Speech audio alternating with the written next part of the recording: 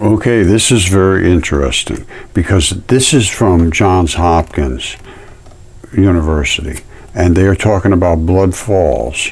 Seeing red, researchers uncover the century-old mystery of blood falls. Well, what is that mystery? What makes this glacier waterfall in Antarctica run red? All right, now this goes back about a year or so. Now, what they found was these nanoparticles that were coated with iron, and inside was all kinds of other little particles of different chemistry. Hold on one second. All right, remember this statement by Johns Hopkins. These nanospheres that they found in blood falls are tiny round objects, 100th the size of the average human red blood cells, with unique physical and chemical characteristics. As soon as I looked at the microscope images, I noted these were little nanospheres, and they were iron rich, which is basically blood, and they have lots of different elements in them besides iron: silicon, calcium, aluminum, sodium, and they all varied. They were all different types of materials, and it wasn't necessarily a capsule formed with iron surrounding it necessarily, but it could have it. But the iron would oxidize no matter what the conglomeration was of it. Like, in other words, if it was, I guess, well, if, hold on. All right, let's say it was like this. All these different materials were together in this one little tiny nanosphere. All right, and they're saying it's 100th the size of a human blood cell. Well, that is the size of lymph. All right, this is the National Institute of Health, and really all you have to know is we're dealing with the lymphatic fluids. All right, the lymphatic system partly functions to convey lymphatic fluids, or lymph. We're going to look into what lymph is, through a network of lymphatic channels. They filter this lymphatic fluid through lymph nodes and return the fluids to the bloodstream. But in the meantime, they're nothing more than bloody sort of stuff, but it's the real thin part of the blood, like that really lightly colored red. It's not like bright, brilliant red from the artery. So, but it would, when it flows out, it rusts, and it does turn red. All right, I know this sounds insane, but I think it's true. I think this could very well be a lymph node. I would love to see what the chemistry of this is, whether it's vein or it's a lymph node, and I'll show you why. I think this is lymph fluid, and it can't get into the lymph node anymore, and it's flowing into the ocean because the ocean is eating away at it. Okay, my friends, this was something that was done long ago, and there was a fish here, and the scales were dissolved down to the vascular network underneath, which is where the vital flesh is. So, like, there's a layer removed. Now we can see where the arteries are and where the blood vessels come down, and they come right down to the capillaries, and the capillaries discharge the last bits into the veins, and then they enter the vein system and go back into to be recharged. Now, not only does the blood come down to here, and then it gets pinched off at the capillaries, it also has these little webbing and ductworks. You see these little webs? You see them all over the place? That's your lymph system. That's the lymph. That draws the fluids back into the lymphatic system, and I will show you that in a second. But this is blood. This is blood, totally different than the lymph. And arteries don't have any restrictions. They can go backwards, forwards, sideways, upside down, anything they want. The veins can only go one direction. They have little valves here and there. And the lymph is the same thing. It can only go in one direction to get cleaned up and pumped around the body and infused with some more enzymes and whatever it does, because the lymph is primarily the immune system. All right, it sits between the invaders and your vital flesh, basically. And that's what I was just showing you, all those little tiny fibers. Now, I'm going to show you how the lymph works to try to attack invaders. All right, something was done with some toxin into this system, and the lymph, which I showed you, was being collected down here in these areas right next to where it dumps off the last bits and pieces. We're at the end of the capillaries, and this is just squirting the really residue out into here. This is amazing photography, isn't it? It's unbelievable. And this is the lymphatic system to extract those fluids back to the lymph nodes to get cleaned up. So let's go see where they get cleaned up, and let's see how they can get attacked and how these fluids can go out to try to save somebody. All right, get ready for this. This is the blood vessel system I showed you before. Now it's being attacked right here by some toxins. So the blood vessels are below here. The toxins are coming in, invading. Well, you see this brown stuff? That right there is the lymph. That's the lymph fluids. And they're coming over here to do their job, to pick up this toxin and get it removed from the body. But it's so overwhelming, there's just too much of it to deal with. So, but it sends it down to the lymph nodes. These are the lymph nodes. All right, you see that it's coming down to this one, it's coming down to this one, it's coming down to all of these. And they're overwhelmed. Roger. All right, a little interruption there, but here we are back at the fleshy areas, and it's already being overwhelmed, and they're dead or dying from this invasion of this toxin. Now, the lymph is swooping in to try to remove the toxin and deliver it down to the lymph nodes, which are here. Boom, boom, boom, boom. You see? And it's trying to bring all that nasty stuff down, and these are all dying. Now, let's look at what a lymph node looks like. It's supposed to have all of these little entrances where all the lymph comes in and then gets detoxified and sent back out. Now, there's a webbing all around this whole thing. You see how it gets narrower and narrower? It comes in big, big bunches, but it gets narrower and narrower. Well, look here. This is webbing. This is some kind of biological webbing that keeps the big stuff from getting in. See, it's sort of collecting here, but it's killing whatever was inside here. It's what they're not supposed to be black.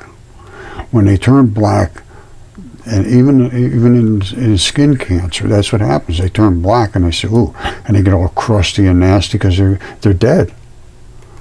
And you can't process the products you have to process. Normally, apparently, it looks like it was being processed right in here, and that thing is dead. And they all did the same thing all the way down the line. And they have the same architecture. There's no difference whatsoever. Look at how densely populated this one here is with lymph node entries, and of course this one's dead too.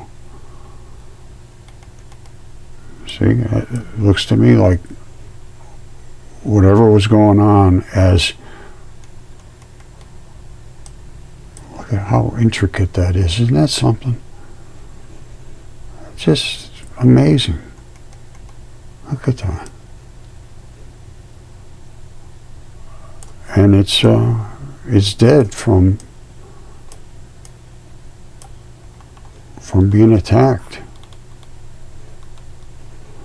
And they go the same thing down here. They all have the same, all the way down the line. That's not supposed to be like that. Now, again, this was a fish. And it was, this is where I showed you originally, where the blood vessels are. And we can see in the blood vessels, we can see how they, the lymph is picked up and everything else.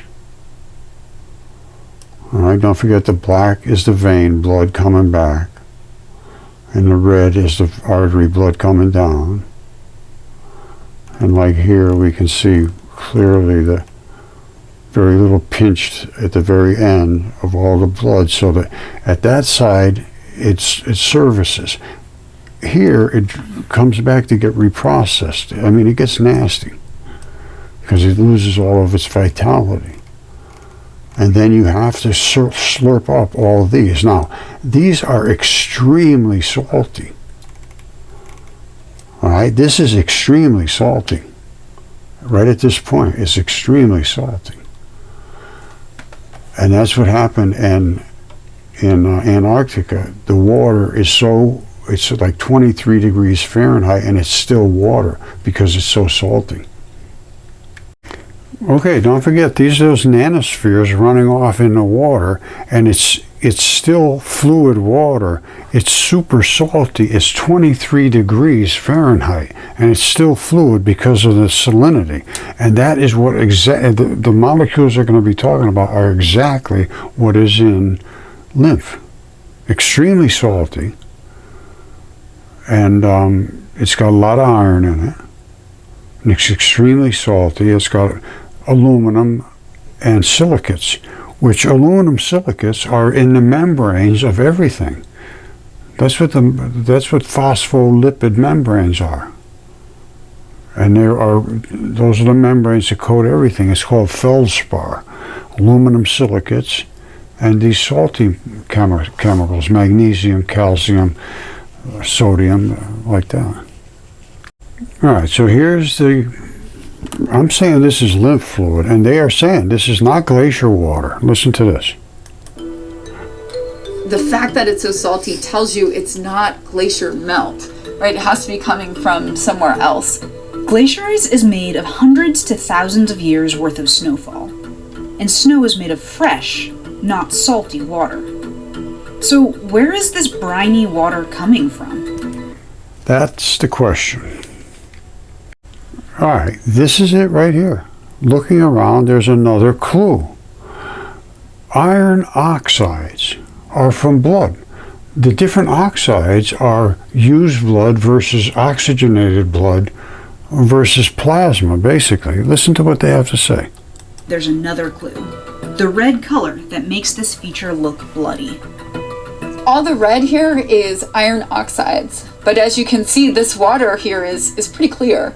If the water is clear and there's iron in it, that means it hasn't been oxidized yet. And as it spends time at the surface, that's when it becomes oxidized and leaves this beautiful red color around. That's it right there.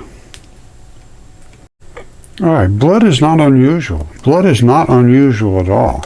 This is a heart, and it was one big piece like this, and he cracked it right here, and it opened up. This is the top, and this is the bottom where all the red blood ran down to.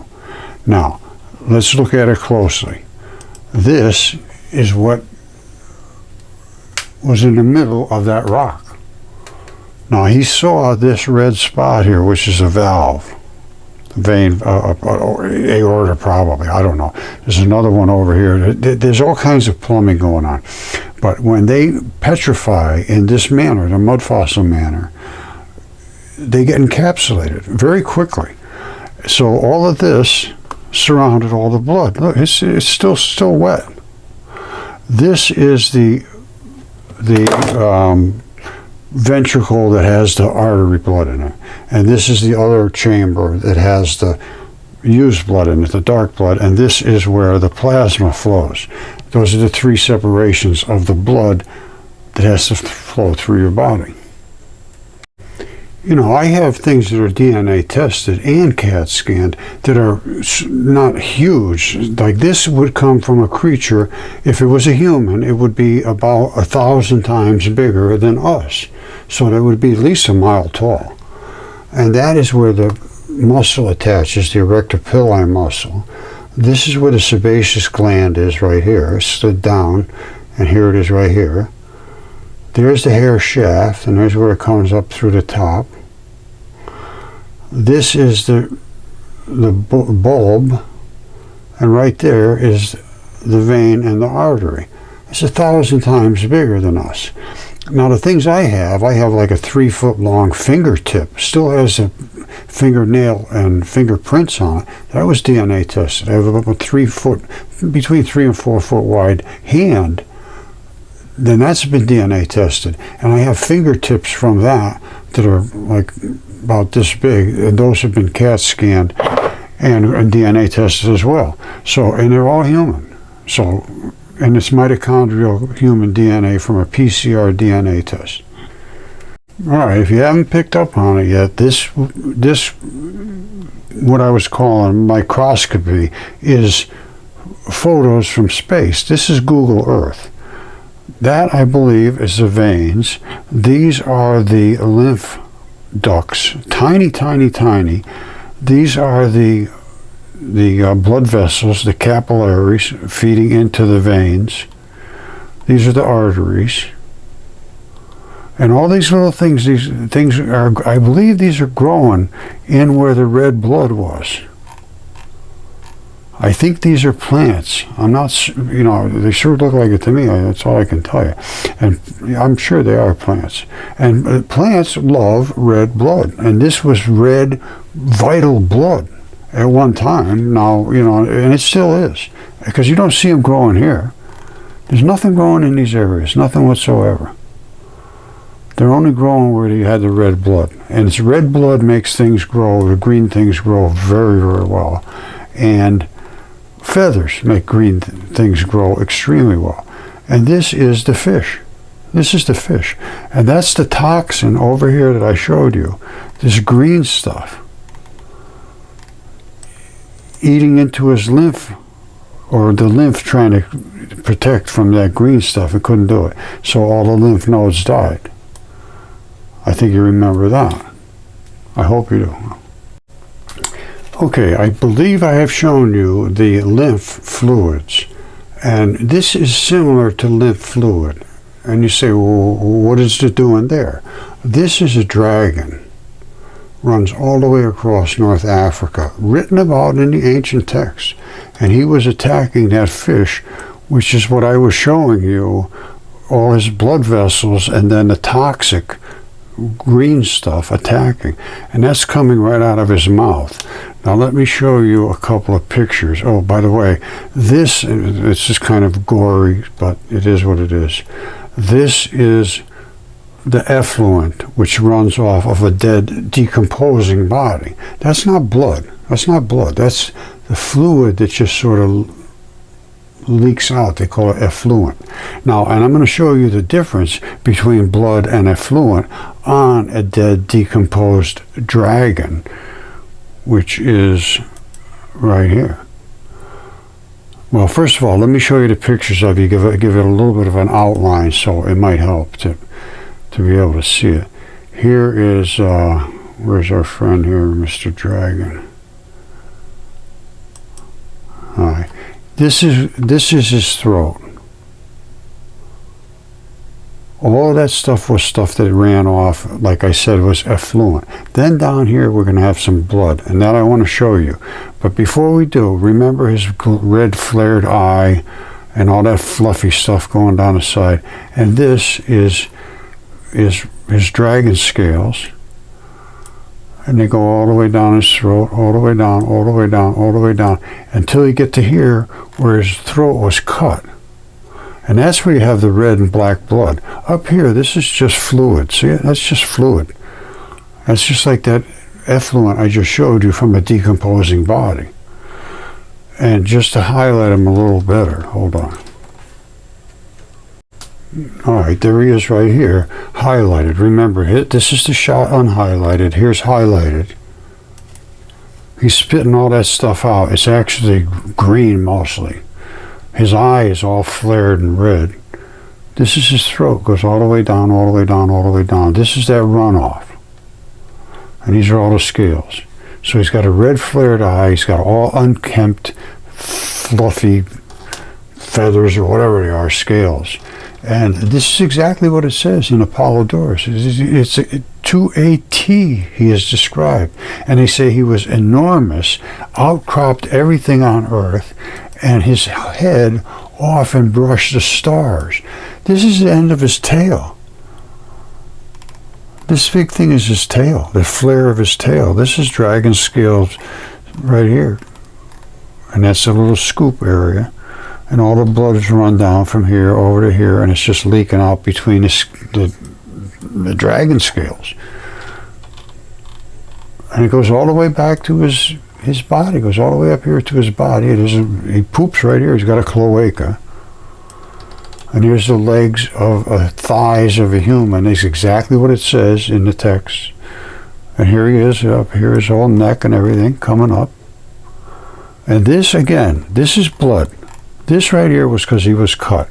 And it's it was in ancient text. He says he was cut by Zeus with his great and mighty sword. That's blood. Blood, blood, blood. You see that? That's red blood. That is not lymph. That's blood. And there's always going to be black and red because the black is the vein blood. Now this is just sort of like the oozy stuff that comes out. All right, and so here he is, runs all the way across North Africa, and there he was attacking the fish. And here is where all the stuff came out of his. It actually goes between his nose and his beard for some reason. You see this stuff coming down this way, and it sort of meets up around here, and this is coming from his beard. Let's back out again and look. Here's his beard. All right. That one's shooting something out of here. And there's some sparks going on here, too. All right, so the two of them meet in the middle and create some kind of a mess. You see it come down here, all this? This is from his beard right here. Let it settle in for a second, because it's quite spectacular. And that apparently was what he spit. Well, I know it was. This is what he spit onto the fish. You see that? That is some nasty, nasty stuff. Now, it comes together here in this torrent. And what I showed you was all the blood vessels. It's invaded, and it's that green stuff coming in, and it's killed all his lymph nodes, and I don't know. It looks to me like it could have very well killed him. But here's all the blood vessels, veins, arteries, blood vessels, capillaries, lymphatic system. Look at that.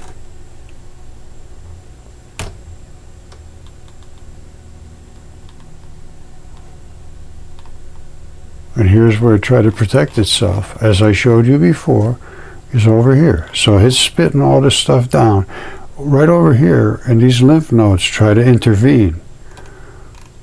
And the lymph, all that light-colored stuff, tried to wash its way away into this. It looks like it was directed by something, because it is gushing over there. It's not just an accident that it's there. It's there, sent there for a purpose to get that stuff out of there, and it couldn't do it. It brought all the stuff over to the lymph nodes, and the lymph nodes died. They couldn't handle that amount of toxin. But it's quite obvious that that lymph is there for a purpose. It's not there just because it was passing by.